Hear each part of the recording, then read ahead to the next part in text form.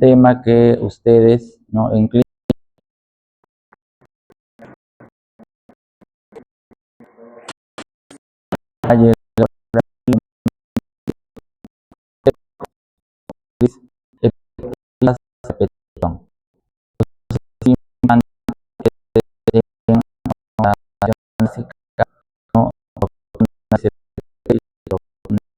un estado epiléptico para que vean los lugares donde va la entonces,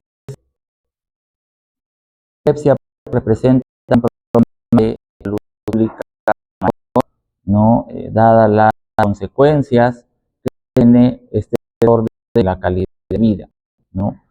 Tanto en el aspecto somático, ¿no? O físico, el aspecto psicológico, ¿no?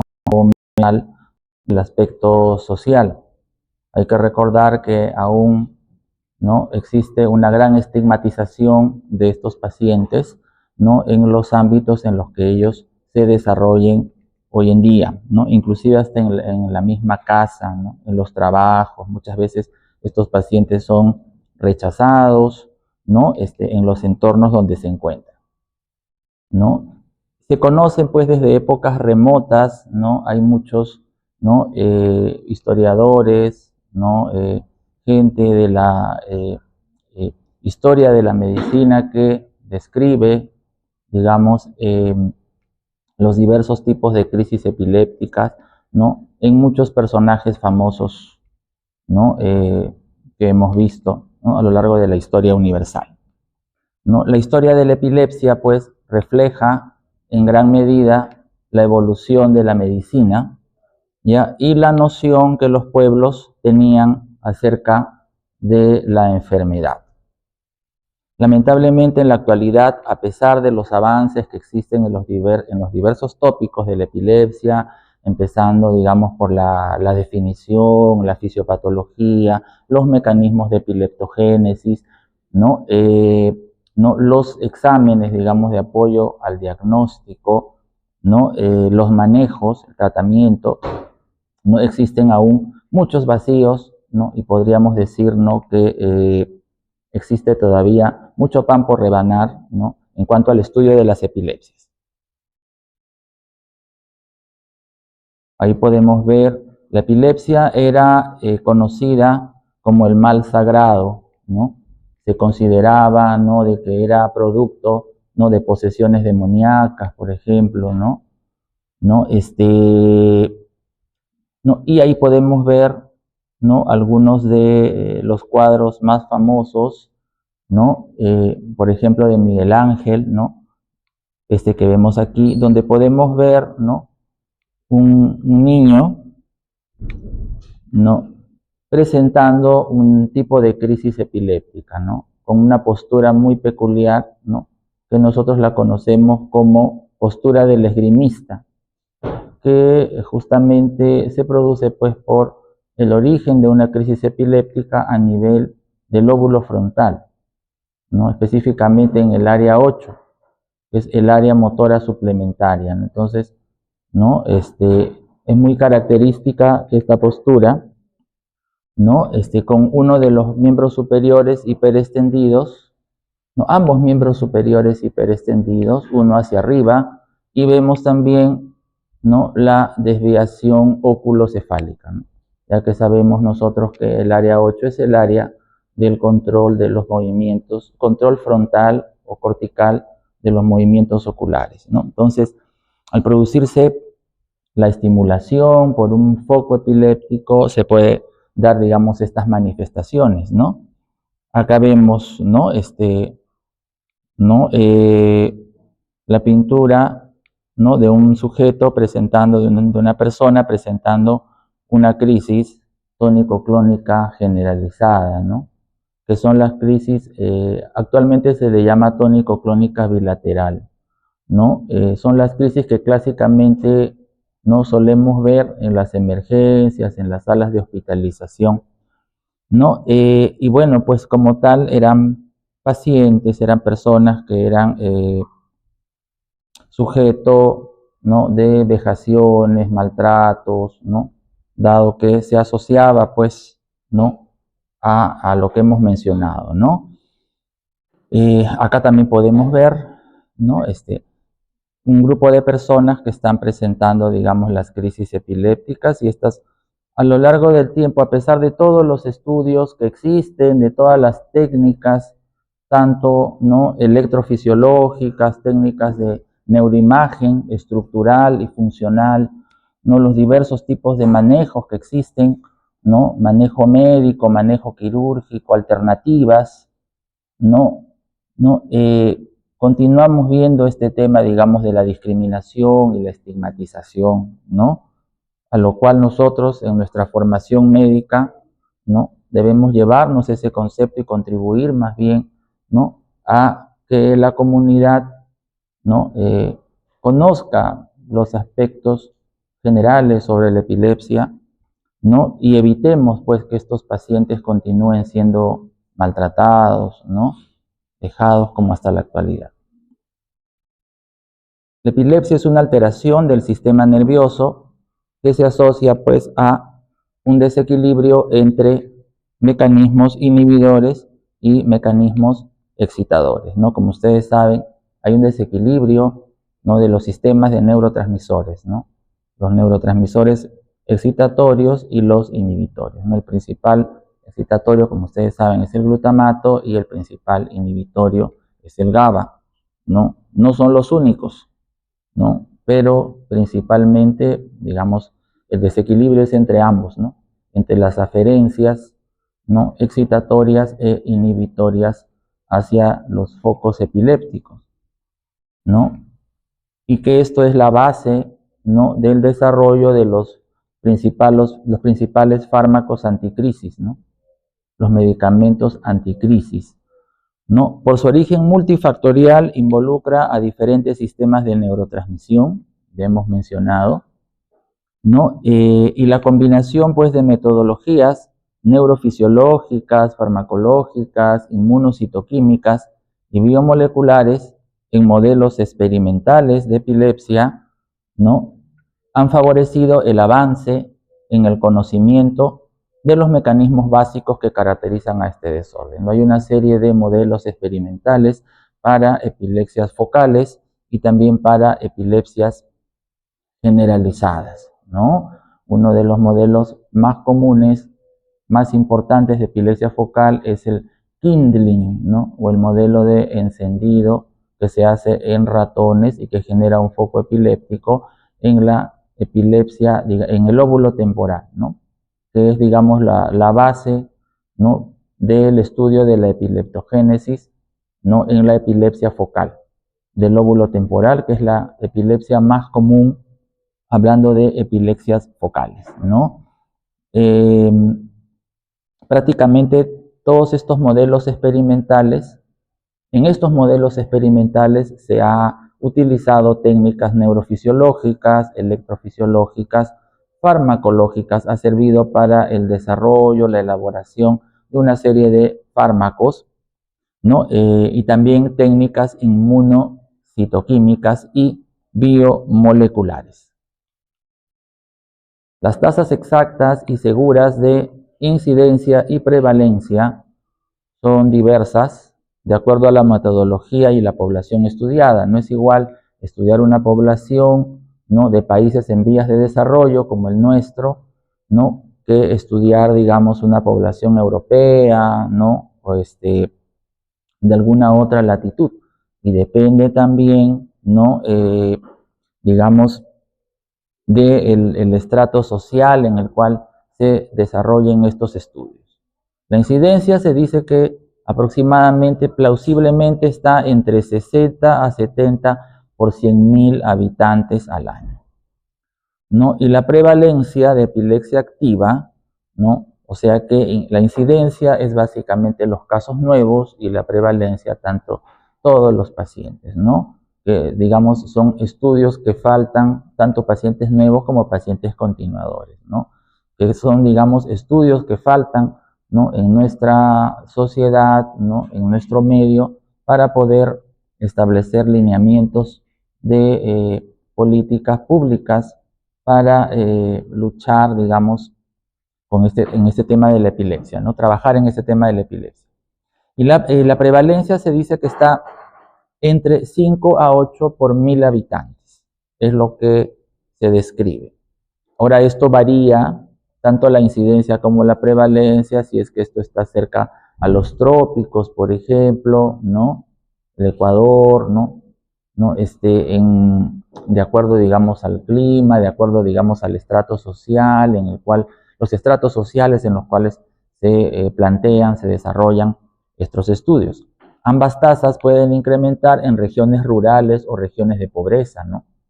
Dado que, digamos, en estas regiones no hay, digamos, programas o no se siguen, digamos, los lineamientos, por ejemplo, del Ministerio de Salud, ¿no? Para el cuidado materno-infantil, por ejemplo, ¿no? O, digamos, no se siguen, por ejemplo, no llegan muchas veces, ¿no? Los lineamientos de los programas de enfermedades infectocontagiosas, por ejemplo, como la tuberculosis, ¿no? Hablando de estas patologías, ¿no? Que pueden conllevar, digamos, de alguna manera a lesiones cerebrales, ¿no? Y esto puede, digamos, desencadenar un cuadro de una epilepsia, ¿no? Una epilepsia de tipo estructural, ¿no? Entonces, esto ocurre en regiones rurales o regiones de pobreza muchas veces, ¿no? Esos son los ejemplos, ¿no? Más generales, pero hay otras condiciones, ¿no? Que también se desarrollan en estas regiones que podrían, de alguna manera, condicionar la presencia de epilepsias estructurales.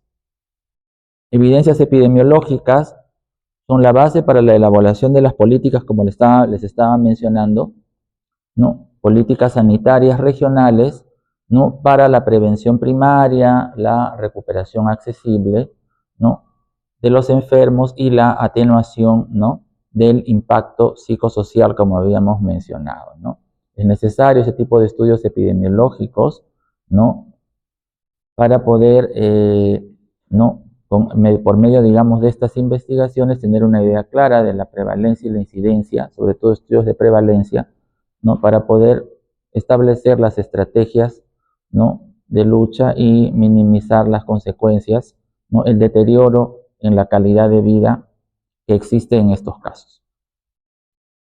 La investigación es una prioridad, ¿no? Acá hay, ¿no? Algunas cifras, ¿no? Esto es de incidencia y de prevalencia. Este es un estudio que se hizo hace algunos años, ¿no? Y acá podemos ver, por ejemplo, ¿no? Hay zonas, por ejemplo, en los trópicos, ¿no? Donde la incidencia es mayor, ¿no? En el Ecuador, Chile, por ejemplo. No hay muchos estudios tampoco en la región, pero, digamos, este es uno que abarcó, ¿no? Mostró una serie de cifras ahí, estadísticas de incidencia y de prevalencia, ¿no? Entonces, habíamos dicho que la incidencia era entre 60 a 70 por 100.000, ¿no? Vemos, sin embargo, que hay regiones en las cuales es mucho mayor la incidencia, ¿no? Y en el caso de la prevalencia también igual, ¿no? Dijimos que era de 5 a 8, ¿no? Por 1000 habitantes. Hay zonas en las cuales es mayor, ¿no? Por ejemplo, vemos en zonas de pobreza, ¿no? Como Nigeria, Zambia, ¿no? Kenia, ¿no? Vemos que es mucho mayor. En regiones como Chile, por ejemplo, ¿no? También podemos ver ese fenómeno, ¿no? Podría estar en relación con los problemas sociales que hay, ¿no? En algunas de las regiones, ¿no? de estos lugares. La epilepsia, de manera general, ¿no? La definición operativa, que es la que nos rige hasta la fecha, es, ¿no? Al menos 2 crisis no provocadas o reflejas con más de 24 horas de separación, ¿no? Tienen que ser crisis espontáneas, no crisis secundarias, ¿no? Porque a veces vemos que, digamos, una persona llega, por decir, a la emergencia y ha estado sometida de repente a mucho estrés, privación de sueño, o está, digamos, en el contexto de una intoxicación alcohólica, por decir, ¿no? Y llega presentando crisis. No necesariamente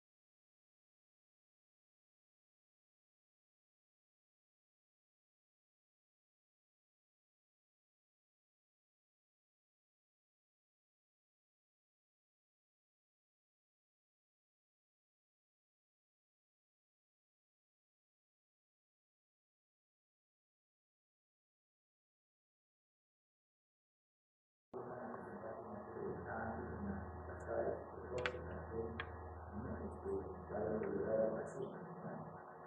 Ya vamos a decir todo el mundo que estamos hablando de un estado de el sistema de la crisis cuántica y la también menciona el síntoma o los síntomas objetivos o subjetivos, ¿no? De naturaleza natura, psíquica inconsciente, ¿no? Psíquica consciente. Cuando hablamos de psíquica inconsciente, básicamente son alteraciones sensoriales, sexuales, sensitivas, cognitivas, ¿no? O psíquica consciente tiene alteraciones, digamos, que se originan en el motor.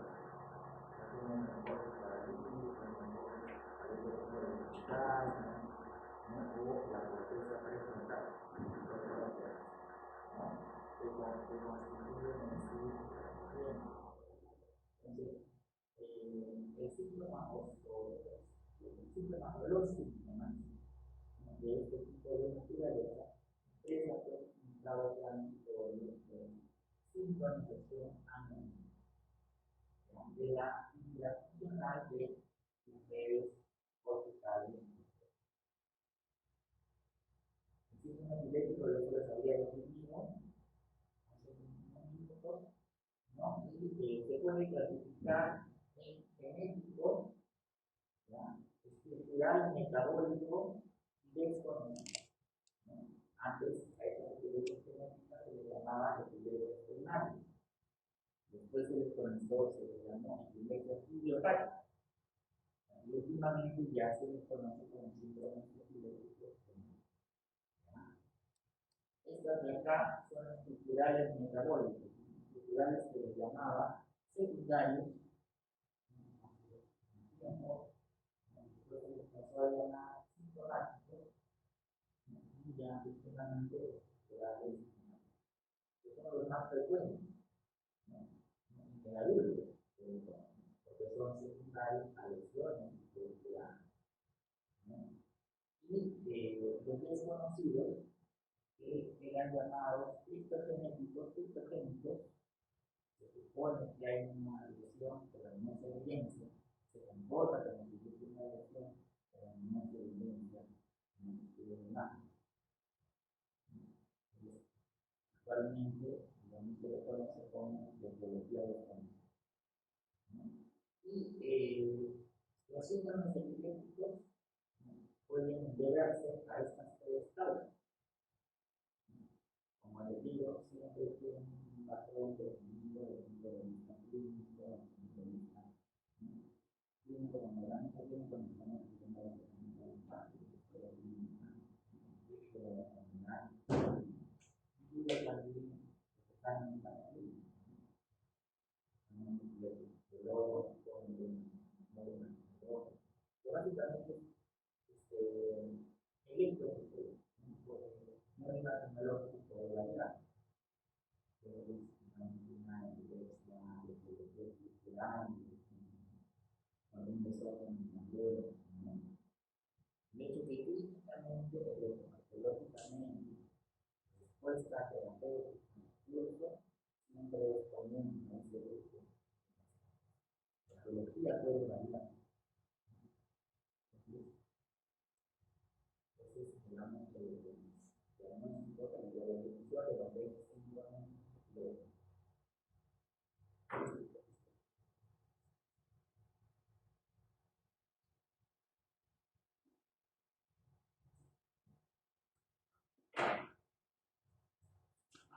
se refiere con cada uno de ellos.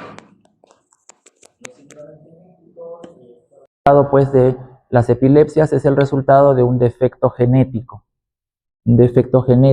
¿no? Conocido o presumido, ¿no? Y las crisis epilépticas básicamente son el principal síntoma, el principal signo, ¿no? O el principal síntoma. A veces, digamos, las manifestaciones son subjetivas, no siempre es objetivo, ¿no? Una crisis tónico-clónica, la parte motora, eso es objetivo. Si despliega algún tipo de automatismo el paciente, la persona, es objetivo. Pero a veces, ¿qué tiene? A veces tiene adormecimientos, hormigueos, ¿no? Tiene alucinaciones, zumbidos, ¿no? complejos o simples, ¿no? Esas son manifestaciones subjetivas, ¿no? Entonces, en el tipo de epilepsia, la epilepsia de tipo genético, básicamente la manifestación clave, ¿no? Clínicamente hablando, son las crisis epilépticas, ¿no? No existe otro tipo de manifestaciones. En aquellos que son estructurales y metabólicos, ¿no? Existen las crisis epilépticas que pueden ser focales o generalizadas, pero fundamentalmente son focales, pero se asocia a otras manifestaciones.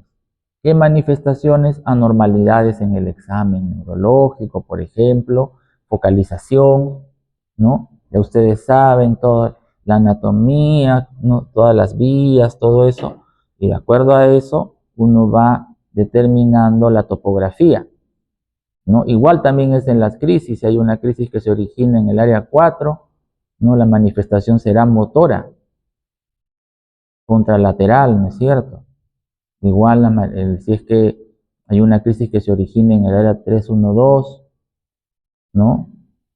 O en el área 3940, todo eso que ya ustedes saben, ¿no? Entonces, ¿no? Hay alteraciones en el examen neurológico también, ¿no? Puede haber deterioro cognitivo, ¿no? Y digamos, en estas epilepsias estructurales, metabólicas, ¿no? Existen una lesión demostrable. ¿Dónde demuestro yo la lesión? En la neuroimagen, ¿no? Ahí. ¿Y cuál es la neuroimagen de lesión? La resonancia cerebral. La tomografía me ayuda básicamente para situaciones de emergencia. Cuando yo quiero descartar un infarto, una hemorragia, ¿no? Pero para epilepsia, ¿no? Si yo quiero determinar la etiología, si es que existe sospecho de alguna lesión cerebral estructural, yo debo de practicar una resonancia cerebral, ¿no? Porque hay lesiones que en la tomografía no son evidentes, ¿no? Hay tumores de bajo grado de malignidad, ¿no? Hay malformaciones en el desarrollo de la corteza cerebral, ¿no? Que no se ven en una tomografía simple. ¿Ya? Entonces, todo eso yo necesito para valorar una epilepsia estructural metabólica, ¿no? Generalmente las crisis son focales, pero pueden haber también crisis generalizadas. En el caso de las epilepsias genéticas, las crisis pueden ser focales, sobre todo cuando son en niños, ¿no? En neuropediatría se ve esto frecuentemente, o pueden ser generalizadas también, ¿no? Ejemplo, las crisis de ausencia, las epilepsias de ausencia. Es una epilepsia genética, ¿no? Y es generalizada también. El hecho de que sea generalizada, las epilepsias, ¿no? Ahorita vamos a ver en la clasificación, ¿no? Pueden tener manifestaciones motrices, motoras, como no motoras también, ¿no? Puede haber alteración de la conciencia, como puede estar la conciencia preservada, ¿ya? Entonces, hay que abrir el espectro, ¿no? No todo lo que se mueve también en el paciente es una epilepsia.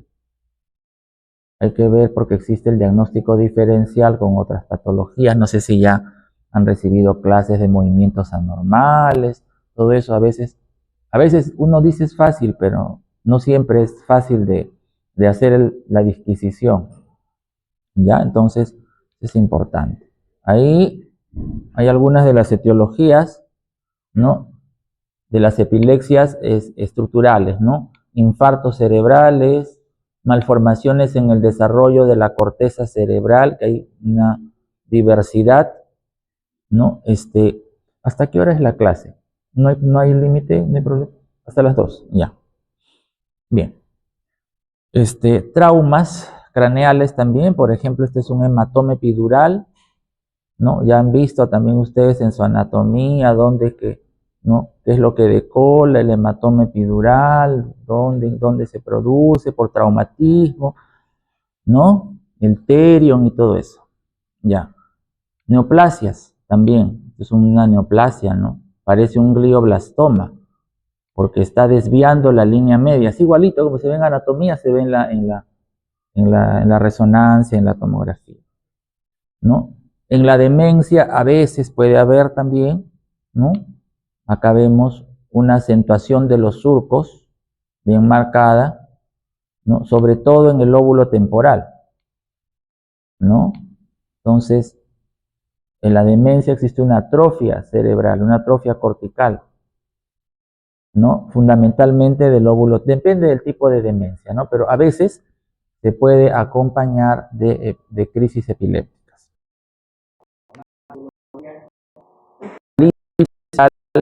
¿no? Posherpética, por ejemplo, encefalitis viral por herpes zóster o herpes simple, ¿no?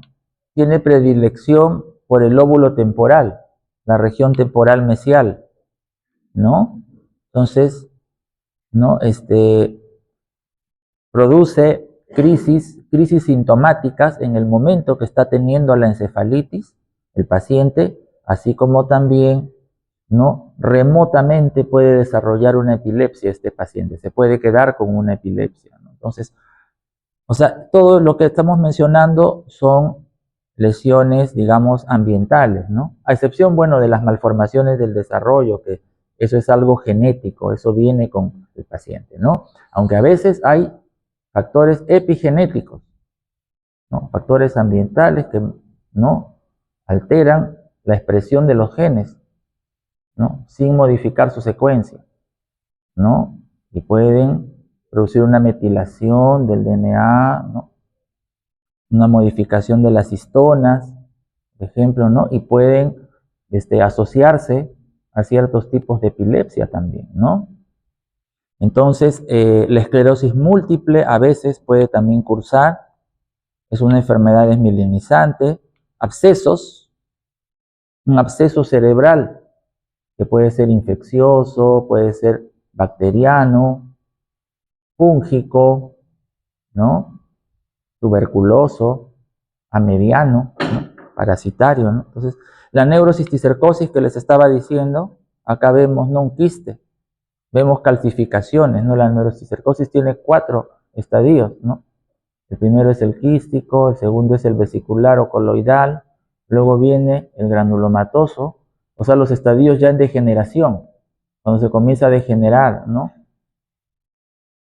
Pues hay ruptura de barrera hematoencefálica, ¿no? Y el paciente puede tener crisis epilépticas. Generalmente, ¿no? Las crisis epilépticas se presentan, ¿no? Cuando, digamos, la neurocisticercosis está en degeneración, ¿no? Generalmente en el estadio quístico no se ve, o si se ve es porque también hay alguna otra lesión, ¿no? Que está en un estadio más avanzado, ¿no? Y el estadio final es el estadio calcificado, ¿no? Que es lo que vemos aquí. Acá vemos el escólex, ¿no? Del quiste. Y las hemorragias también, ¿no?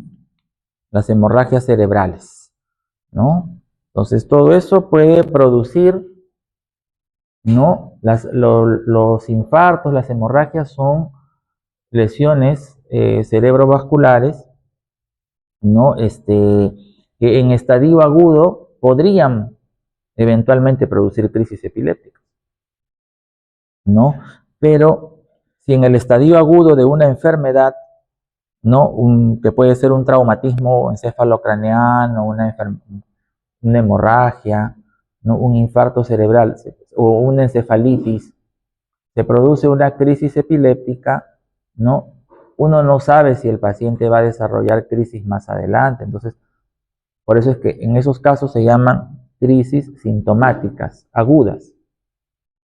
Pero si se da, digamos, en el estadio agudo del evento, pero si esto digamos, se repite más allá del mes de evolución de manera remota, ¿no? Ya estamos hablando de una crisis sintomática remota que vendría a ser una epilepsia.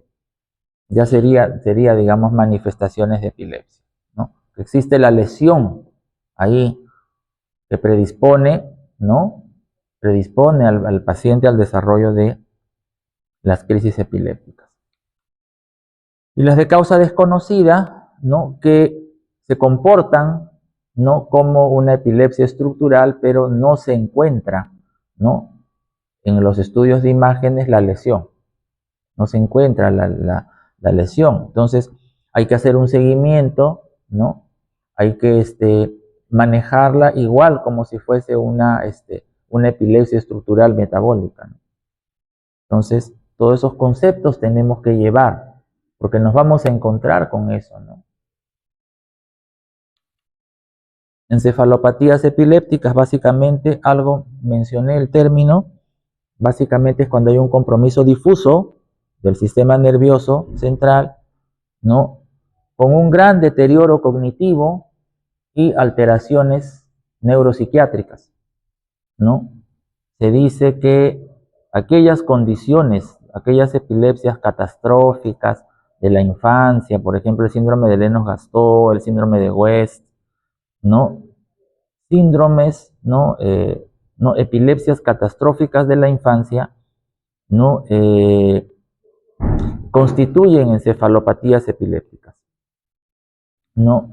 Y, digamos, por definición, ¿no?, las descargas epileptiformes a repetición son las que producen una, digamos, una alteración marcada en el neurodesarrollo del paciente, ¿no? Entonces, la actividad epiléptica por sí misma puede contribuir, ¿no?, a que se produzcan alteraciones cognitivas y comportamentales. ¿Ya? Eso es, digamos, una encefalopatía epiléptica. Que un síndrome epiléptico pueda corresponder a una encefalopatía epiléptica, sí, es posible, ¿no? La epilepsia refractaria es cuando no responde, ¿no? Refractario, farmacoresistente es cuando no responde a los fármacos. No a los fármacos, a esquemas farmacológicos. ¿A cuántos esquemas? De 2 para arriba. Toma un fármaco antiepiléptico, 6 meses, 1 año, no responde, siempre y cuando que yo me asegure que mi paciente ha tomado bien el medicamento, que yo me asegure que el medicamento anticrisis es el adecuado para el tipo de crisis que tiene, porque no a todos los voy a tratar igual. No a todos les voy a dar fenitoína, no a todos les voy a dar carbamazepina, no a todos les voy a dar valproato, ¿no? O sea, hay indicaciones. De acuerdo a los tipos de crisis, no, yo tengo que administrar. ¿Por qué? Porque existen fármacos anticrisis que pueden exacerbar. Están contraindicados en determinados tipos de crisis epilépticas, ¿no? Entonces, pueden exacerbar. Por ejemplo, si yo le doy carbamazepina a un paciente que tiene crisis de ausencia, yo le voy a exacerbar las crisis de ausencia, ¿no? Entonces, pues hay que tener ese cuidado, ¿no? Entonces, yo tengo que asegurarme que mi paciente haya sido un buen cumplidor de la medicación. Entonces, ha tenido una adherencia adecuada a la medicación. Si el fármaco era el correcto para el tipo de síndrome epiléptico, para el tipo de epilepsia que tenía el paciente, ¿no? Si es que el paciente, si es que el fármaco ha llegado hasta dosis máximas tolerables sin producirle una alteración, ¿no?, de su calidad de vida del paciente, ¿no? Si no le ha producido efectos colaterales. Todos esos aspectos yo tengo que tener en cuenta para yo poder definir si es que mi paciente respondió o no a un determinado medicamento. Entonces, si yo me aseguro que mi paciente cumplió todos esos requisitos, todos esos criterios, ¿no?, de respuesta, yo puedo asegurar entonces que este paciente respondió o no respondió a este esquema. El esquema puede ser de un solo fármaco o puede ser de más de un fármaco, pero generalmente se empieza con un fármaco, ¿no? A partir del segundo esquema ya puede ser una politerapia, ¿no? O sea, puedo yo combinar fármacos, siempre y cuando que esos fármacos sean racionales, o sea, que haya, ¿no?, que tengan diferentes mecanismos de acción, porque no puedo dar fármacos con el mismo mecanismo de acción. Ya, entonces, si yo estoy en una situación en que ya mi paciente ha recibido más de un esquema, yo tengo que estudiar bien, redefinir bien el caso, si es que verdaderamente, ¿no?, estos esquemas fueron bien dados, si hubo una adherencia a estos esquemas, ¿no? Si es que verdaderamente correspondían estos esquemas con los tipos de crisis. Y si, digamos, yo compruebo que, digamos, se han cumplido estas condiciones y el paciente sigue presentando las crisis epilépticas, entonces yo ahí recién puedo definir, ¿no?, que existe una refractariedad, ¿no?, o una farmacoresistencia, ¿no?, a 2 ensayos de fármacos anticrisis en monoterapia o en combinación que hayan sido tolerados, apropiadamente elegidos y empleados de forma adecuada, ¿no? Hay que ver el perfil del paciente también, ¿no? A una persona obesa no le voy a dar valproato, por ejemplo, ¿no? Porque le puedo incrementar la obesidad.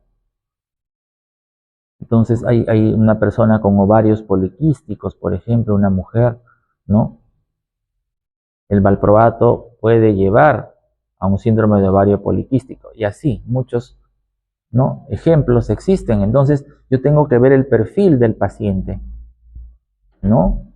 Entonces para poder no definir el fármaco más adecuado. Entonces todas estas condiciones deben conseguir una ausencia mantenida de crisis, ¿no? Para yo definir pues si es que ha habido un éxito, ¿no?, en la respuesta al tratamiento o si ha habido una refractariedad. Ya, entonces, con respecto a la clasificación de las crisis, algo hemos mencionado. La clasificación se basa exclusivamente en la semiología, en las manifestaciones clínicas del paciente, ¿no? No existe ningún otro examen, ¿no?, que ningún examen de ayuda al diagnóstico,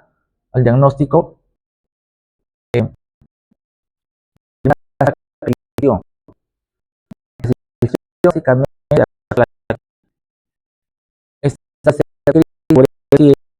¿no?,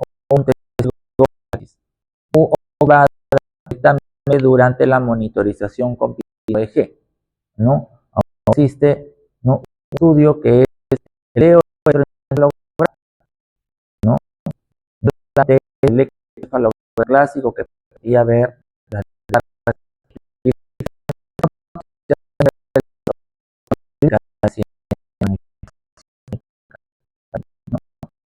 entonces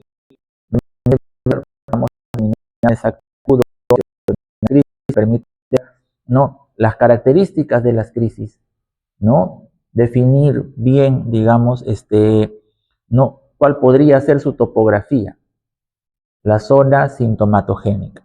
Entonces se escogen los síntomas más prominentes, ¿no?, si son síntomas motores o síntomas no motores, si hay compromiso de la conciencia o la conciencia está preservada. Para clasificar una crisis no se tiene en cuenta el electroencefalograma ni ninguna otra prueba, como les estoy diciendo, ¿no? Es puramente, ¿no?, las manifestaciones clínicas del paciente. Esta es la clasificación que es clásica, ¿no?, de las crisis epilépticas en crisis focales o clásicamente llamada crisis parciales y crisis generalizadas, ¿no? Las crisis focales, ¿no?, pueden, digamos, caracterizarse por, digamos, no tener alteración de la conciencia o a veces sí, una alteración del contenido de la conciencia, ¿no? Y las crisis generalizadas, en ellas sí hay compromiso de la conciencia, digamos, y pueden tener manifestaciones motoras como manifestaciones también no motoras o no convulsivas, ¿no? Entonces, estas eran las crisis focales simples, ¿no? Que es, digamos, el enfoque clásico que se le dio, digamos, ¿no?, a la clasificación de las crisis, con signos motores, con alucinaciones, somatosensoriales, manifestaciones sensitivas, sensoriales, ¿no?, con signos y síntomas autonómicos y con síntomas psíquicos también, ¿no? Focales complejas, básicamente, ¿no?, En las crisis focales simples no existe una alteración, ¿no? De la conciencia. En las crisis focales complejas, clásicas, ¿no? En las cuales hay desconexión del medio, ahí sí hay, digamos, una alteración en el contenido de la conciencia, ¿no? Puede iniciarse como crisis focales simples y se puede seguir de alteración de la conciencia, ¿no? O puede haber un trastorno de la conciencia desde el inicio. Y se puede acompañar de automatismos, que son movimientos finos, ¿no? Sin un propósito específico, ¿no? Distales fundamentalmente. Y pueden ser secundariamente generalizados también, o sea, de crisis focales pueden pasar a crisis generalizadas, ¿no? Cuando se propagan, ¿no? A través de las comisuras, ¿no? De las vías de asociación, de la sistematización de la sustancia blanca, ¿no? Entonces, crisis focales simples que generalizan, crisis focales complejas que generalizan, crisis focales simples que a veces evolucionan a complejas y se generalizan, ¿no? Eso hay que ver la evolución. Y las crisis generalizadas en las cuales sí hay alteración de la conciencia en todas ellas, ¿no? Y pueden ser convulsivas o no convulsivas, ¿no? No convulsivas, por ejemplo, las ausencias, ¿no? El paciente se desconecta por segundo, los niños, la epilepsia de ausencia de la infancia, porque también hay epilepsia de ausencia juvenil, ¿no? Entonces, se desconectan por segundos. Es una epilepsia generalizada, ¿no? Porque se demuestra, digamos, que la actividad epileptiforme es de inicio generalizada, no es focal, ¿no? Las crisis mioclónicas, que son básicamente sacudidas musculares, ¿no? Menos de 400 milisegundos dura la descarga. Las crisis atónicas, en las cuales hay pérdida del tono muscular súbitamente, el paciente cae, ¿no? Lo que se conoce como los clásicos drop attacks. ¿Ya? Las crisis tónicas, ¿no? En las cuales hay rigidez en una extremidad o en más de una extremidad.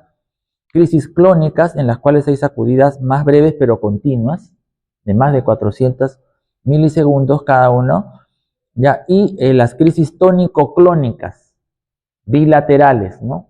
No, que tienen una fase tónica y luego una fase clónica. Ojalá que abran los videos que les he traído, ¿no? Entonces acá el tiempo, ¿no? O sea, las mioclónicas, las sacudidas musculares es menos de 400 milisegundos, mientras que en las clónicas es mayor de 400 milisegundos. Las mioclónicas son descargas aisladas, ¿no? Las clónicas son descargas, digamos, más continuas, más mantenidas, ¿ya? Entonces acá vemos, ¿no? Las crisis generalizadas, ¿no? Las descargas son bilaterales y un papel importante juega el tálamo, que también ya ustedes saben, ¿no? No como un marcapaso del inicio, digamos, del inicio, digamos, de estas crisis, de manera bilateral. No hay muchos estudios, muchas teorías sobre el inicio de las crisis epilépticas generalizadas en ¿no? Y las crisis focales, como podemos ver aquí, ¿no? Se originan en un determinado punto, determinada área, determinada región del cerebro, y se puede dar o propagar. Puede generar cuando pasa, ¿no? Cuerpo de las censuras, como el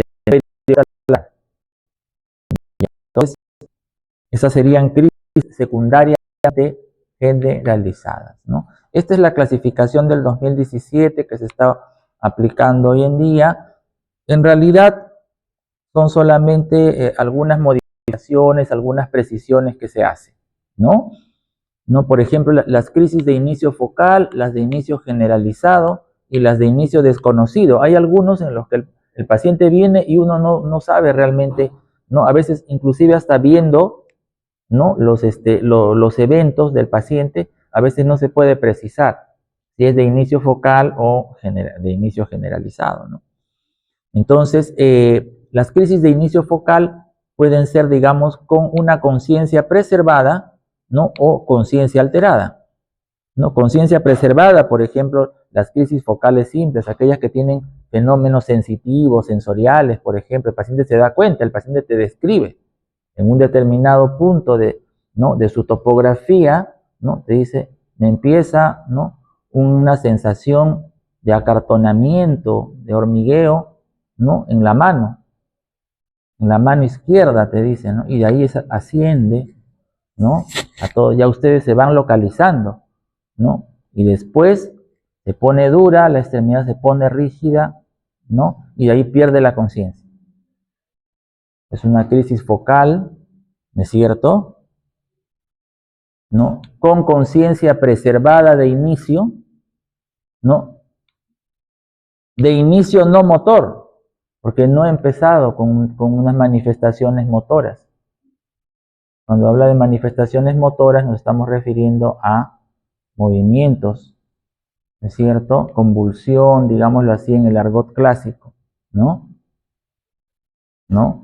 Proximales o distales o de toda la extremidad. Manifestaciones de alteraciones del tono, movimientos anormales, ¿no? Proximales, distales o de toda la extremidad. Entonces, de inicio no motor, ¿no? O puede ser también de inicio motor, ¿no? Y puede ser, como vemos aquí, que la crisis focal se generaliza, pasa a ser bilateral tónico-clónica, tónico-clónica bilateral. El ejemplo que les he dado, ¿no? Entonces, estas crisis focales o bien son con conciencia preservada o con conciencia alterada del inicio. De repente el paciente súbitamente se desconecta y comienza a hacer incoherencias, a caminar, a desplazarse, comienza a desplegar automatismos manuales, ¿no? Con las manos, extremidades distales, a veces, ¿no? Con la boca, movimientos como si estuviera masticando, lamiendo, bebiendo, ¿no? Son automatismos, ¿no? Son crisis automotoras, le llaman. Entonces, puede haber una conciencia alterada ahí desde un inicio, ¿no? Y hay que ver la manifestación, ¿no? Sí.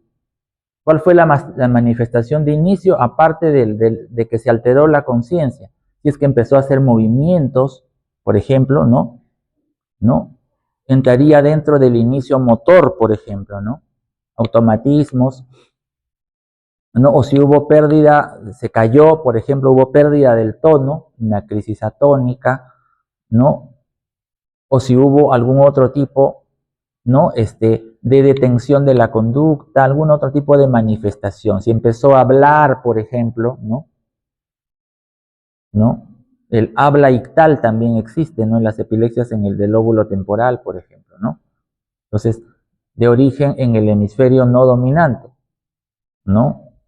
Entonces, esa es la clasificación que nos acompaña ahora.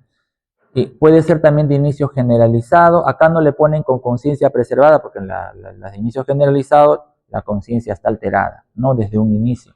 Pero puede ser de inicio motor o de inicio no motor, como le ponen ya de frente la ausencia, ¿no? Porque si son de inicio no motor en una generalizada es porque es una ausencia. Ausencias típicas, ausencias atípicas, mioclónicas, mioclonías palpebrales o todos estos tipos de manifestaciones motoras, ¿no? O puede ser también de inicio desconocido o no clasificable, ¿no?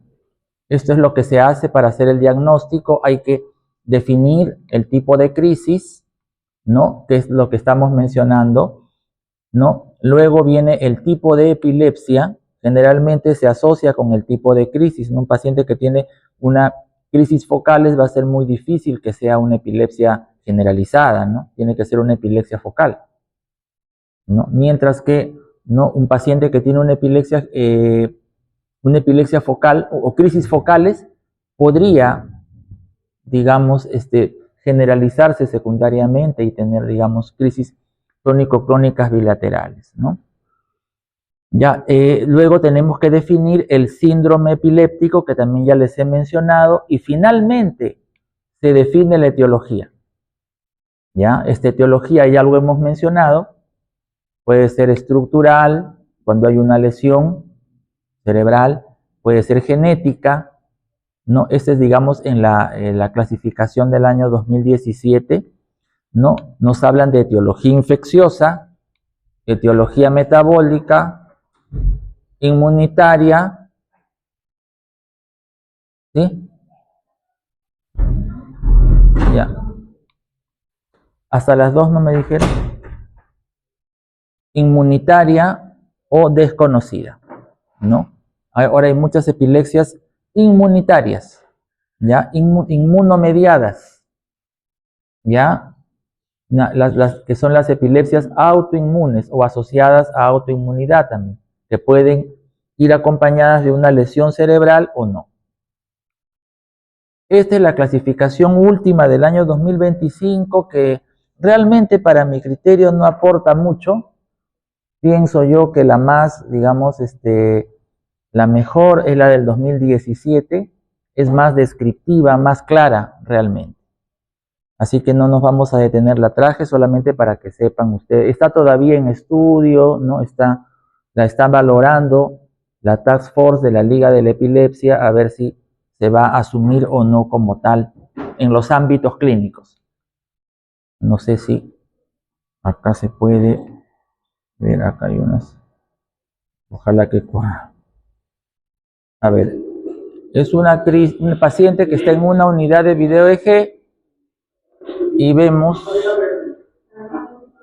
que empieza a presentar una crisis tónico-clónica bilateral. Pero si ustedes se dan cuenta, y ahí la asisten a la paciente, ¿no? Si ustedes se dan cuenta, la paciente empieza con unas sacudidas musculares. Esas son mioclonías, crisis mioclónicas, sacudidas musculares. Después hace un giro de la cabeza, se pone dura las extremidades superiores, la fase tónica, ¿no? Y luego empieza ya con las sacudidas clónicas, a la crisis tónico-clónica bilateral. Generalmente esto ocurre en las epilepsias genéticas de tipo mioclónicas, epilepsias mioclónicas juveniles, por ejemplo, ¿no? Esa es una unidad de video EG donde se está registrando el video electroencefalograma. Ya entonces, ven ahí las sacudidas, la paciente gira la cabeza, hay rigidez en extremidades superiores, extremidades inferiores, hay un grito ictal por espasmo de la glotis, luego, esa es la fase tónica todavía. El personal técnico asiste a la paciente y empieza la fase clónica, sacudidas musculares. Ahí. Una crisis clásica tónico-clónica bilateral o generalizada. Eso es lo que se ve en la crisis epiléptica generalizada, ya las descargas epileptiformes generalizadas, no solamente en un solo punto, sino en todo el trazado. Esta es una descarga focal, por ejemplo, ¿no?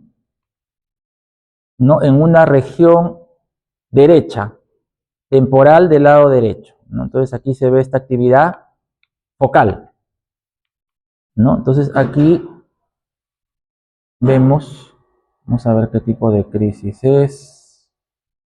Es una niña que está en una unidad de video electroencefalografía jugando y vemos, está tranquila la niña, soplando ahí y miren, ¿no? Se queda, tiene movimientos, una supraversión ocular y mioclonías palpebrales, sacudidas musculares, ¿no? Y ahí vuelve a la normalidad rápidamente. Una crisis de ausencia con mioclonías palpebrales. Ya, este paciente, a ver acá, este es un señor que está en una unidad de video EG, ya,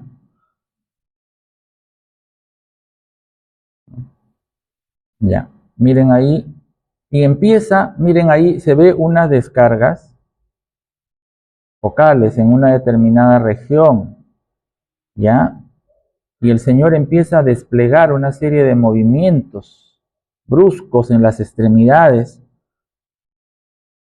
No tiene audio, pero miren cómo hace palmoteo, ¿no? Movimientos, ¿no?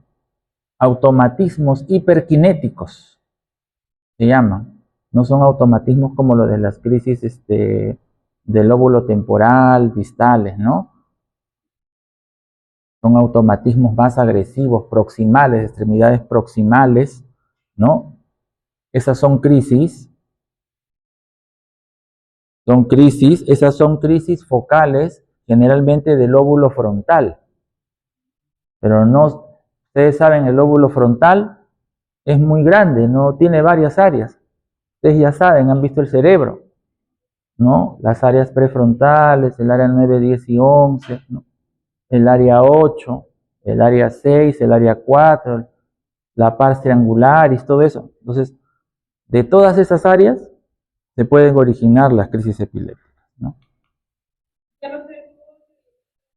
Y ahí, miren, espasmos infantiles.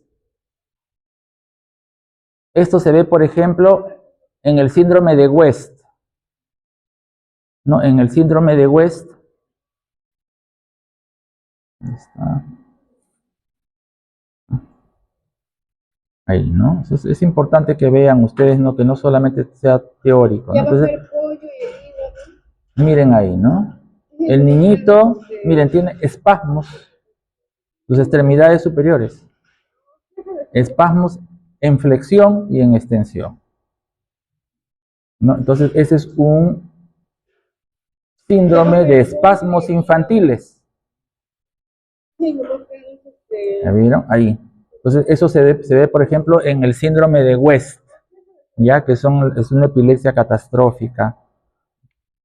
Ya, no sé si termina a las 2 de la tarde, pero bueno, igual vamos avanzando. La epileptogénesis es el proceso por el cual una estructura nerviosa se convierte en hiperexcitable hasta el punto de ocasionar crisis epilépticas de manera espontánea. Ya hay dos tipos de fenómenos, ¿no? El primero de ellos es el inicio de descargas repetitivas anómalas por un grupo de neuronas y la propagación de estas descargas a otras neuronas vecinas. Existen elementos en común, ¿ya? Número uno, la capacidad de determinadas neuronas de experimentar cambios paroxísticos de despolarización, ¿ya? Que, digamos, es prácticamente la unidad básica del desarrollo, ¿no? De las crisis epilépticas, ¿ya? Y tiene que ver básicamente con el desequilibrio, digamos, de los neurotransmisores, ¿ya? Y la participación de algunos iones. En segundo lugar, la disminución del tono inhibidor GABAérgico que ocasiona una desinhibición, ¿no? Con predominio de, digamos, el tono excitatorio, ¿no? El incremento del tono excitador glutamatérgico, ¿no? Entonces acá vemos, ¿no? El cambio paroxístico de despolarización, ¿no? El potencial de membrana que es a menos 70, ¿no? Y vemos que se empieza, digamos, ¿no? Vemos aquí despolarizaciones repetidas que están, ¿no? En relación básicamente con la apertura de los canales de calcio, ¿ya? Y de los receptores de N-metil de aspartato, que son receptores glutamatérgicos, ¿ya? Entonces, inicialmente, ¿no? En la descarga paroxística, pues, los canales de sodio, voltaje dependientes, y los receptores excitatorios glutamatérgicos, ¿no? de NMDA y kainato ya intervienen, ¿no? Se produce una hipersincronización, ¿ya? Y se mantiene esto gracias a los canales de calcio voltaje dependientes, ¿ya? Y a los receptores glutamatérgicos. Entonces se produce la descarga, ¿no? Se va a propagar y se va a amplificar hasta ocasionar la crisis epiléptica. O puede detenerse, se puede autolimitar, ¿no? Si es que, digamos, el tono GABAérgico, ¿no? Está, digamos, está bien, ¿no? Pero si existe digamos, un predominio, ¿no? Un incremento de las aferencias excitatorias, ¿no? Digamos, se desarrolla la crisis epiléptica también, ¿ya? Entonces, se amplifica hasta ocasionar la crisis epiléptica o se puede detener y no tener, digamos, una repercusión clínica. Eso es básicamente por la intervención de los canales de potasio, la apertura de los canales de potasio y los receptores GABAérgicos. Acá podemos ver, ¿no? A lo largo, digamos, del fenómeno epiléptico, ¿no? Disminuye la actividad de las neuronas inhibitorias, ¿no? Aferentes al foco de epileptogénesis y se incrementa la aferentación, ¿no? Excitatoria, ¿no? De los receptores, ¿no? Glutamatérgicos, desencadenando, ¿no? Brotes de descargas epileptiformes, ¿ya? Breves, autolimitadas y de alta frecuencia, ¿no? Vemos aquí, esta es una neurona, ¿no? Glutamatérgica, básicamente vemos el influjo de sodio, ¿no? El influjo de calcio, ¿no? Que son los que mantienen, digamos, ¿no? La despolarización de la neurona. Se produce la liberación de glutamato y vemos cómo llega esto, ¿no? Hacia la membrana postsináptica. Hay activación de los receptores excitatorios, ¿ya? ¿No? Y hay una reducción también de la inhibición GABAérgica. Vamos a ir pasando esto. Hay una disminución en el número de receptores postsinápticos, ¿ya? Sobre los cuales pues va a actuar, ¿no? O bien decrece la electronegatividad del potencial, va más hacia arriba y eso genera, digamos, una despolarización mantenida, despolarizaciones repetidas, ¿no? Con una perpetuación de estos cambios paroxísticos de despolarización, ¿ya? Estímulos de menor intensidad van a desencadenar la despolarización de la membrana. En las epilepsias genéticas no existe daño neuronal como tal, son alteraciones de los canales iónicos, fundamentalmente, o de los receptores, mientras que en las epilepsias adquiridas hay cambios, ¿sí? Morfológicos, neuronales y gliales, ¿ya? Que son el sustrato pues de esta actividad paroxismal, ¿ya? Todas esas lesiones que hemos visto pueden generar, digamos, estos cambios morfológicos, neuronales y gliales, ¿no? Inclusive se describe que hay también liberación, ¿no? De glutamato por parte de los astrocitos, lo cual induce, digamos, trenes de cambios paroxísticos de despolarización más mantenidos. Algo sobre la epileptogénesis les mencioné en las epilepsias focales. Hay una serie de factores que pueden, digamos, experimentalmente generar, digamos, estos focos epilépticos, y uno de ellos es, por ejemplo, la estimulación repetida de la amígdala con estímulos subumbral que puede generar un foco epiléptico, que es el fenómeno Kindling que se ve en, ¿no? Modelos experimentales de epilepsias del lóbulo temporal, epilepsias temporolímbicas, ¿no? En epilepsias focales, ¿no? Y esta es más o menos la secuencia que se ve, ¿no? Se produce, por ejemplo, una lesión cerebral, ¿no? Que puede ser un traumatismo, un infarto cerebral, ¿no? Una infección o un estado epiléptico, por ejemplo, Y eso a lo largo del tiempo, ¿no?, va a producir una serie de cambios, ¿no? Una pérdida neuronal, neurogénesis, gliosis, también que hemos mencionado, ¿no? Plasticidad, ¿ya? Inflamación, hoy en día está de moda la neuroinflamación, el rol de la barrera hematoencefálica en el desarrollo de las crisis epilépticas, sobre todo en aquellos casos que son inmunomediados, ¿no? Hay muchos pacientes que súbitamente empiezan con crisis epilépticas de nuevo y no, digamos, sin, digamos, un control adecuado, ¿no? Entonces, o también, digamos, hay epilepsias asociadas a autoinmunidad, ¿no? O encefalitis autoinmunes, ¿no? Que son, digamos, epilepsias, ¿no? Desarrolla el paciente, ¿no?, tipos de epilepsias muy resistentes y que están asociados a estos fenómenos, ¿no?, inmunomediados. Pero, digamos, desde que se da la lesión cerebral, ¿no?, hasta que, digamos, se establece la epilepsia con la presencia de crisis espontáneas, en ese periodo de latencia se dan todos estos cambios que constituyen la epileptogénesis, ¿ya? Va a haber una reorganización molecular, ¿no? Y finalmente, digamos, pues, establecido el diagnóstico de la epilepsia, o bien puede haber, ¿no?, un control adecuado de las crisis, o bien puede haber, puede ir, digamos, hacia una refractariedad, una drogoresistencia, ¿ya? Esto ya algo les había mencionado sobre el rol de las estructuras subcorticales, y a veces en los casos en los que no responden, ¿no?, se da un fenómeno que es la epileptogénesis secundaria. Se empiezan a desarrollar focos epilépticos a distancia, ¿no? Digamos,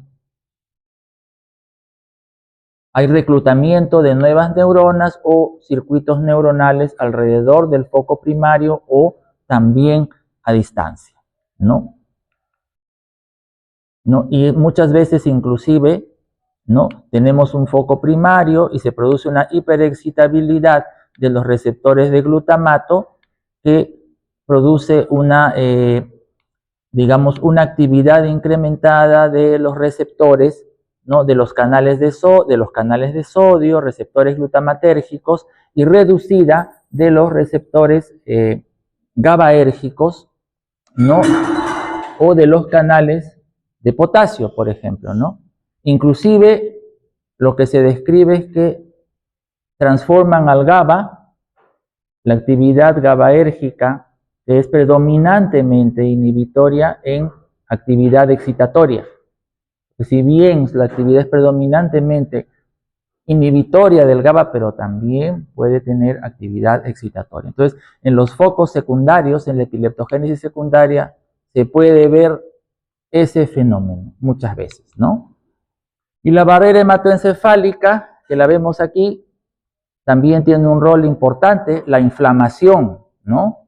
Ustedes saben cómo está formada, ¿no? Los pericitos, las células endoteliales, ¿no? Los pies de los astrocitos, las neuronas, ¿no? Y existen una serie de proteínas que se encuentran, que son proteínas de eflujo o de influjo, que se encuentran en la barrera hematoencefálica, ya que, digamos, se pueden ver alteradas, ¿no?, cuando hay una disrupción de la barrera hematoencefálica, o también pueden haber alteraciones no disruptivas con secreción de una serie de quimoquinas, citoquinas. Estos son los cambios, ¿no? Puede haber una disrupción o puede haber alteraciones no disruptivas a nivel molecular. Disrupción, una ruptura, ¿no?, del endotelio, de los pericitos, cambios astrocitarios, destrucción de las uniones celulares, ¿no? O puede haber liberación de citoquinas, quimoquinas, ¿no?, una serie de enzimas, una alteración en la expresión de esas proteínas que les estaba mencionando, de influjo, de flujo, ¿no?, que normalmente permiten, por ejemplo, que accedan ciertas moléculas a determinados targets, ¿no?, a nivel cerebral. Por ejemplo, los fármacos anticrisis necesitan, ¿no?, de determinadas proteínas que justamente están en la barrera hematoencefálica, ¿no?, para poder llegar hacia su blanco. Entonces, cuando hay el rol de la barrera hematoencefálica, por eso es que es importante, se expresa en pacientes que no responden a la medicación, por decir, ¿no? ¿Por qué ocurre, no? Porque estas proteínas están alteradas y en vez de llevar, ¿no?, a los fármacos hacia su blanco, más bien los eliminan.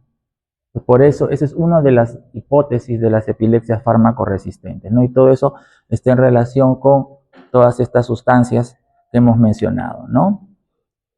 Liberación de citoquinas, este es lo que ocurre, ¿no? Todos los cambios que ocurren, ¿no?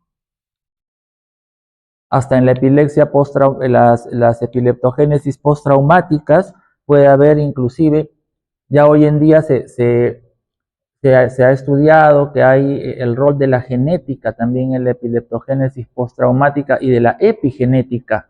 También hay cambios epigenéticos, ¿no?, que pueden producir alteraciones inclusive, ¿no?, en la expresión de los genes, sin producir, digamos, una alteración en la secuencia, ¿no?, de los mismos. Acá también tenemos las alteraciones de la barrera. Hay muchos estudios sobre mediadores neuroinflamatorios, ¿no?, de las moléculas chaperonas también, que son moléculas que van a, ¿no?, incrementan, ¿no?, o activan aquellas proteínas que están asociadas con la farmacoresistencia, por ejemplo, ¿no? Entonces, eso es importante para el desarrollo de fármacos. Existen, actualmente hay, digamos, varios, digamos, dentro del arsenal terapéutico, ¿no? Tenemos, digamos, los esteroides para que actúen, digamos, en este mecanismo inflamatorio, pero también, ¿no?, hay otras terapias, ¿no?, como la plasmaferesis u otros fármacos inmunosupresores que pueden ayudar también y que son promisorios, ¿no?, para el control, digamos, de estos tipos de crisis refractarias a la medicación. Para restaurar la barrera, ¿no? Lo otro que les había dicho son los síndromes epilépticos autoinmunitarios, por ejemplo, que existe una diversidad realmente y que, ¿no?, en los últimos 10 años, podríamos decir, ¿no?, se está conociendo más, ¿no? Hay grandes series de pacientes que están permitiendo hacer la disquisición, inclusive entre los diferentes subtipos de encefalitis autoinmunes, ¿no?, y, ¿no?, de epilepsias asociadas a autoinmunidad, ¿no?, porque el manejo no siempre es el mismo para todos.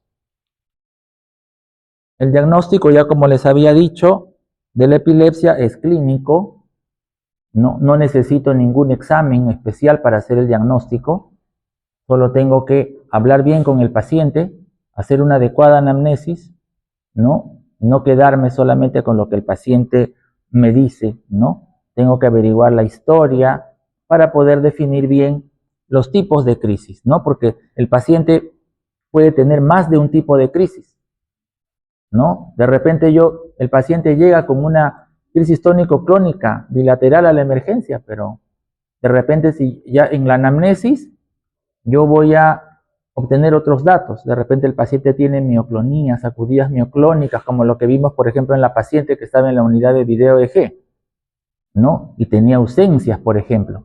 Entonces, eso ya tiene una importancia de que yo puedo ya establecer clínicamente el tipo de síndrome epiléptico que tiene el paciente. Un síndrome de epilepsia mioclónica juvenil, por ejemplo, ¿no? Entonces, y así, ¿no? Entonces, el diagnóstico es clínico. ¿Ya? El electroencefalograma, me ayudo con el video electroencefalograma, ¿ya? ¿No? El electroencefalograma lo que me ayuda a determinar es si es que esta epilepsia es focal o es generalizada, por las descargas que yo veo, ¿no? Pero el diagnóstico de epilepsia es clínico, ¿ya? Hay factores provocadores como la privación de sueño, enfermedades sistémicas, trastornos metabólicos, infecciones, consumo de alcohol, ingesta de fármacos que disminuyen el umbral. Ahí es importante siempre, ¿no?, hacer énfasis cuando el paciente acude a la consulta, ¿no? La educación, eso ya depende de nosotros, ¿no? Que el paciente te haga caso o no, ese ya no nos incumbe mucho, ¿no? Pero hay que tratar de que el paciente se adhiera a nuestras indicaciones, ¿no? Nuestro rol es ser educadores, ¿ya? Todos ejercemos un rol docente durante nuestra vida asistencial, sin necesidad de ser docentes de una universidad, ¿no? Entonces, eso es muy importante, ese es el éxito del tratamiento, radica, ¿no?, no solamente en el tratamiento medicamentoso, ¿no?, sino, ¿no?, en la parte preventivo-promocional. Estos son los exámenes, electroencefalograma y videoelectroencefalograma, ¿no?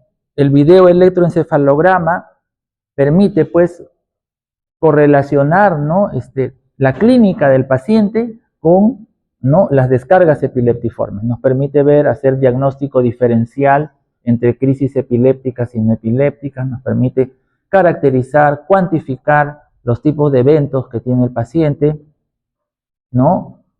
Y nos permite también diagnosticar el síndrome epiléptico. ¿Se acuerdan que les dije que dentro del diagnóstico de síndrome epiléptico, la definición que me dice que hay un tipo en especial de alteraciones electroencefalográficas? Entonces, me ayuda también. Y también, si yo necesito ofrecerle al paciente alguna otra alternativa terapéutica en casos de epilepsia fármaco-resistente. Son las 2 de la tarde, me falta un poco todavía, no sé si gustan, ahí paramos, pero yo puedo avanzar un poco más. Ah, tienen que hacer.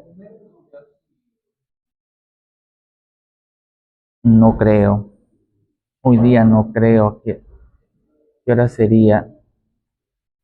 Me falta un poco sobre diagnóstico y tratamiento, no sé. Avanzo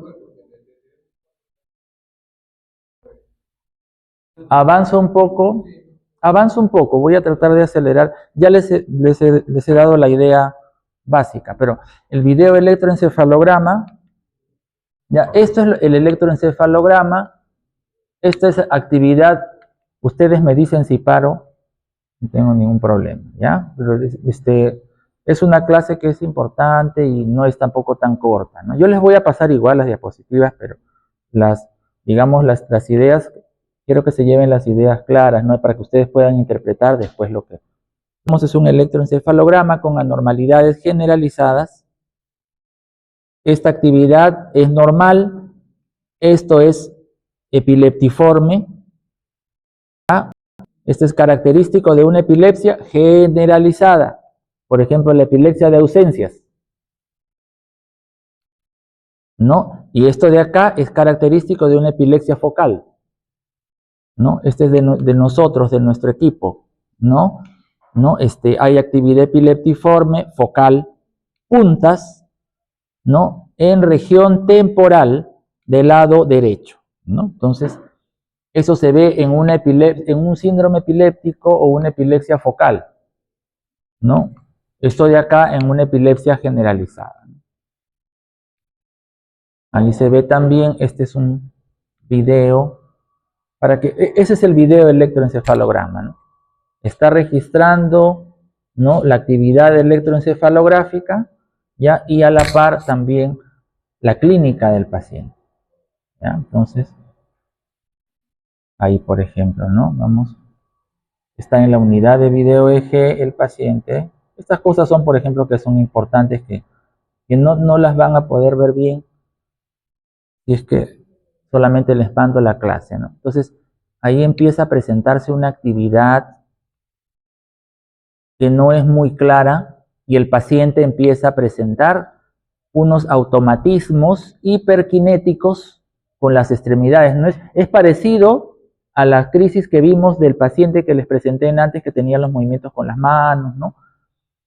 Ya también hay tipos de crisis así, ¿no?, con automatismos hiperkinéticos, o le llaman también crisis hiperkinéticas. Ya, entonces las epilepsias del lóbulo frontal no solamente, ¿no?, no solamente se caracterizan, digamos, por movimientos hemiclónicos, ¿no? O posturas tónicas contralaterales, sino también cuando se originan en las regiones mesiales, las regiones mediales del lóbulo frontal, ¿no? Pueden presentar, digamos, este tipo de manifestaciones. Hay crisis del lóbulo temporal que también pueden ir con, digamos, este tipo de manifestaciones, dependiendo de la etiología.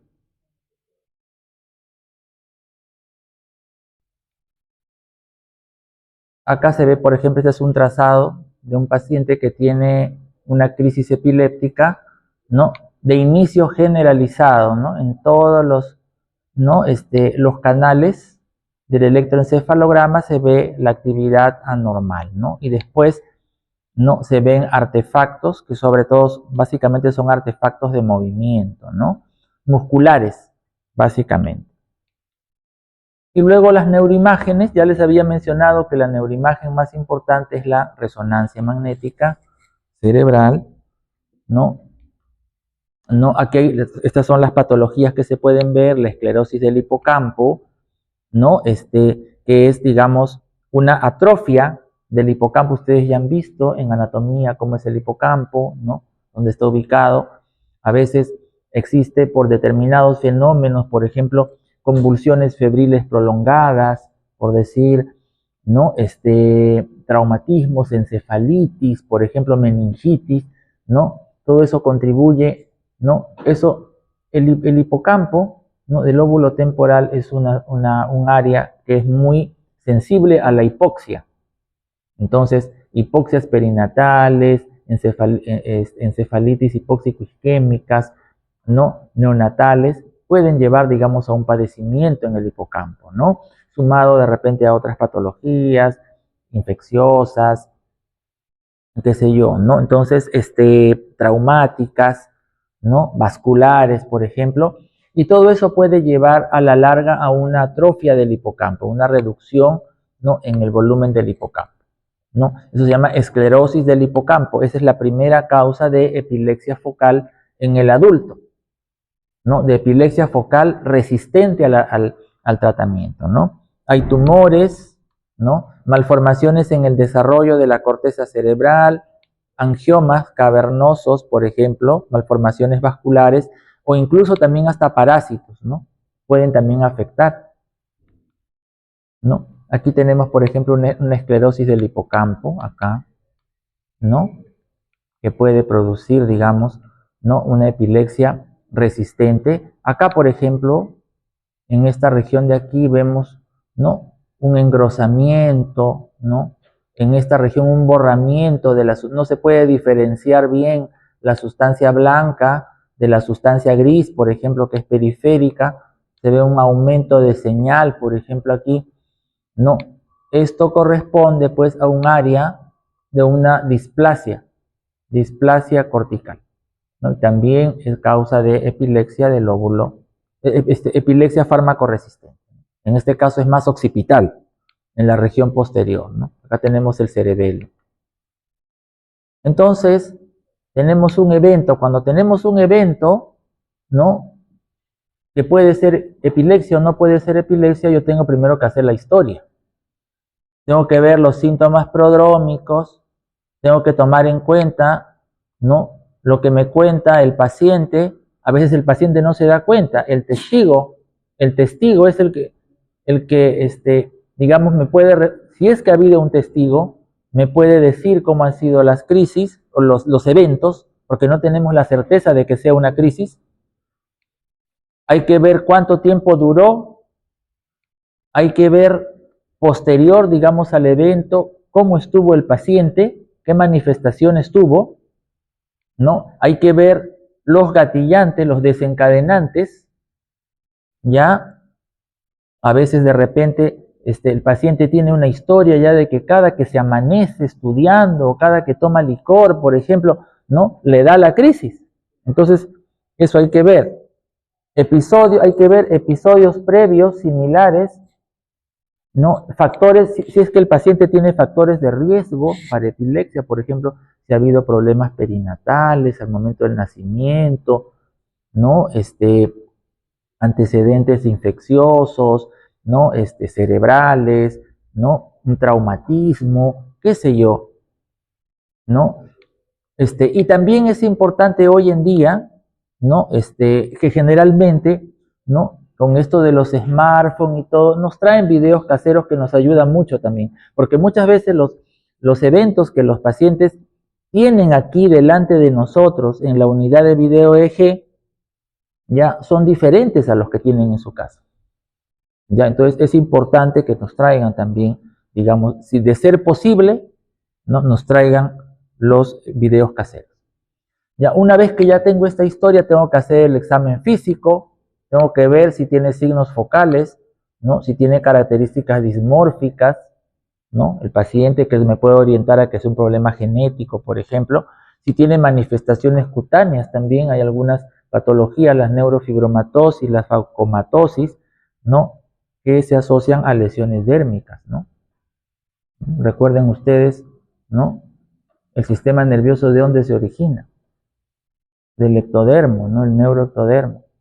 Entonces, hay alteraciones cerebrales que pueden cursar también con alteraciones cutáneas, ¿no? Entonces, como la neurofibromatosis, por ejemplo. Hay que considerar también aquellos eventos que pueden dar manifestaciones parecidas a una epilepsia. No todo lo que se mueve, lo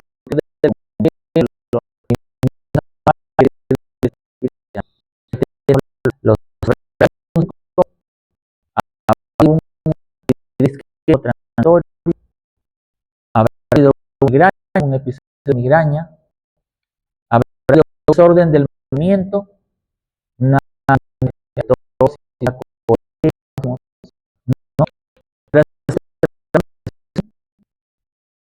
un evento, ¿no?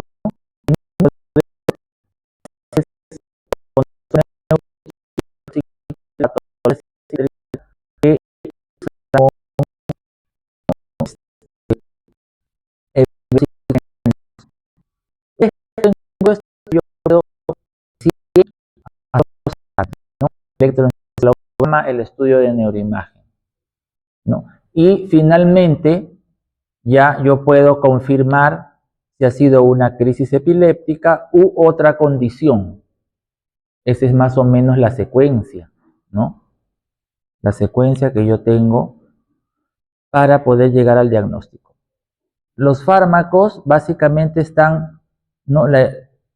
El mecanismo de acción de los fármacos están en relación básicamente a la fisiopatología presentada, ¿no? A los mecanismos que hemos mencionado, ¿no? O bien son inhibidores o bloqueadores de los canales de sodio, o pueden ser inhibidores o bloqueadores de los canales de calcio, inhibidores de los receptores glutamatérgicos, pueden potenciar los canales de potasio, potenciar los receptores GABAérgicos, o pueden actuar sobre determinadas proteínas de membrana, ¿no?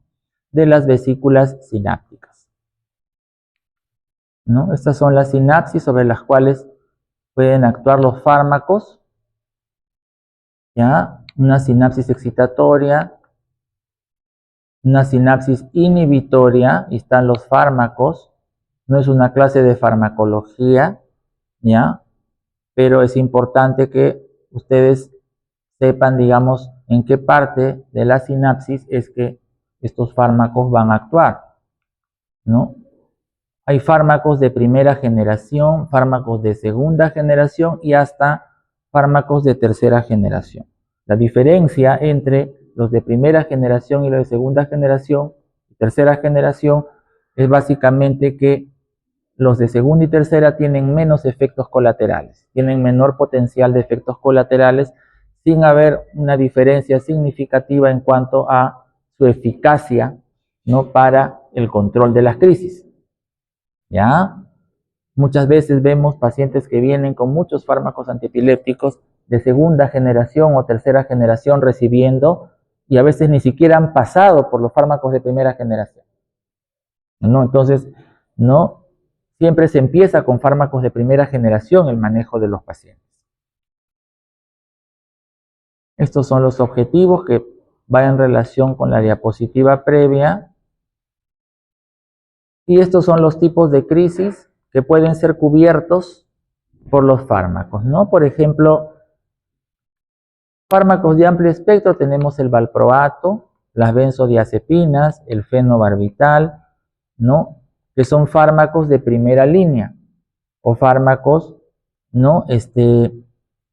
De primera generación. Y luego tenemos fármacos como la lamotrigina, el levetiracetam, el topiramato, la zonisamida, el felbamato, que ya no tenemos en nuestro medio, ¿no? Porque producía aplasia medular y se utilizaba mucho para el tratamiento del síndrome de Lennox-Gastaut, pero ya por el tema hematológico se ha quedado en desuso, y la rufinamida. Pero sí tenemos la motrigina, levetiracetam y topiramato, ¿no? Que funcionan perfectamente para epilepsias generalizadas, ¿no? Para epilepsias focales, básicamente crisis focales, tenemos la carbamazepina, la fenitoína, que son fármacos de primera línea, de primera generación, y los de segunda generación tenemos la oscarbazepina, ¿no? La tiagabina, la lacosamida y la eslicarbazepina. Hay otros fármacos también, ¿no? Generalmente estos que están acá, que dice de amplio espectro, se pueden utilizar tanto en epilepsias, ¿no?, generalizadas como en epilepsias focales. Hay que tener en la consideración de que hay algunos fármacos que pueden exacerbar las crisis, ¿no? Los fármacos ideales deben tener una absorción rápida y una biodisponibilidad cercana al 100%, ¿no?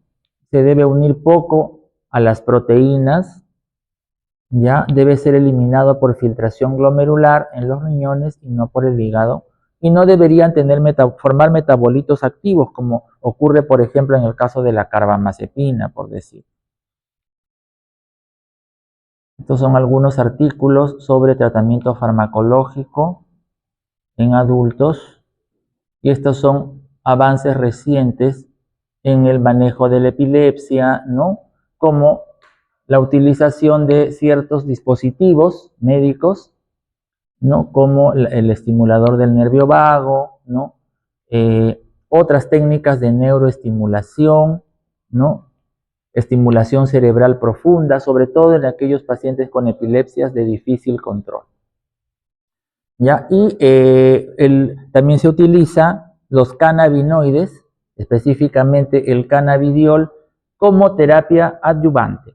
No es terapia de primera línea, ¿no? Los fármacos anticrisis no han perdido su valor, pero en el caso de que determinemos que es un paciente porque el paciente muchas veces viene, ahora hay muchas formas de que el paciente pues pueda adquirir, pueda obtener información, y vienen con expectativas, ¿no?, de querer recibir tal o cual cosa, ¿no? Uno tiene que ser muy claro y, ¿no?, exponer todas las posibilidades, ¿no?, terapéuticas que existen para el manejo de su caso en particular.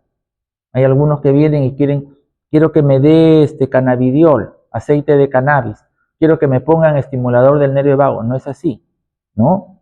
De acuerdo a las guías de práctica clínica sobre epilepsia existen, ¿no?, niveles de recomendación, ¿no es cierto?, ¿no?, para determinadas alternativas terapéuticas, y de acuerdo a eso es que nosotros nos tenemos que mover, ¿ya? Entonces, grados de evidencia, niveles de recomendación. Por eso es que es importante tener guías de práctica clínica.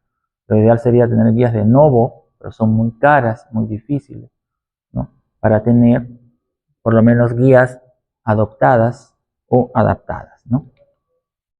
Y luego ya hay unas cuantas diapositivas sobre manejo de epilepsia refractaria, que eso se los voy a pasar de todas maneras para que lo vean, pero aquí básicamente iba el tema de la cirugía de epilepsia, que es una alternativa que estamos ofreciendo nosotros previo, digamos, evaluación del paciente, ¿no?, y ver que, digamos, tiene las condiciones para poder, digamos, ser sometido a una cirugía de epilepsia, ¿no? El 20 a 30% de pacientes con epilepsia son pacientes que no responden a la medicación. Son pacientes fármaco-resistentes, pacientes con epilepsia refractaria. Y de ellos, un 12% hasta un 15% de pacientes se podrían beneficiar de una cirugía de epilepsia. No todos. ¿Ya? Entonces, existen condiciones y ahí hay que definir bien los casos para ver si es que esta epilepsia